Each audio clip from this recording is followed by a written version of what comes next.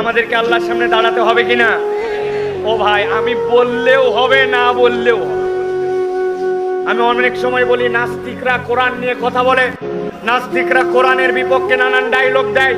আমি বলি ভাই, নাস্তিকদেরকে বাদ দাও, এদেরকে ধরার কোনো আইটেমের মধ্যে ওরা পড়ে না। বলে কেন ধরার আইটেমের মধ্যে পড়ে না? কেন ধরার আইটেমের মধ্যে পড়ে না? এই জন্য, কোন নাস্তিকের বাপের বেটার যদি হিম্মত থাকে, আমি বলি পুরা কোরআনের সাথে তোমার চ্যালেঞ্জ লাগবে না, তুমি একটা আয়াতের সাথে চ্যালেঞ্জ করে জিতে আসো, তারপরে বাকি কথা তোমার সাথে। বলে কি আয়াত?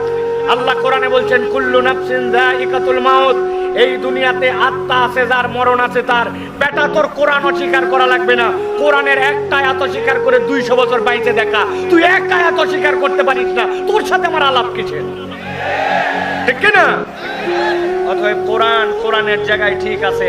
কোরআনুল কারীমের ব্যাপারে আল্লাহ বলছেন, আল্লাহ রাব্বুল আলামিন ঘোষণা দিয়েছেন ওই কোরআনের ভিতরে, লা ইয়াতিহিল বাতিলু মিন বাইনি ইয়াদাইহি ওয়ালা মিন খালফি।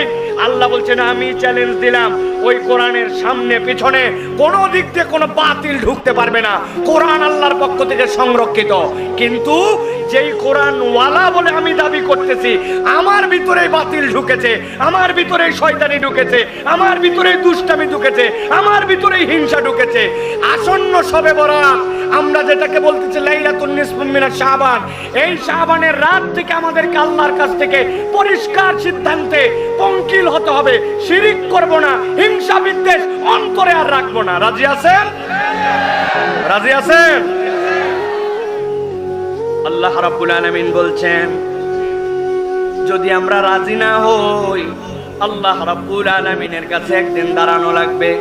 আল্লাহ রাব্বুল আলামিন বলছেন, নবী জানান, ওয়ালাউ তারা ইযু কিফু আলান নার।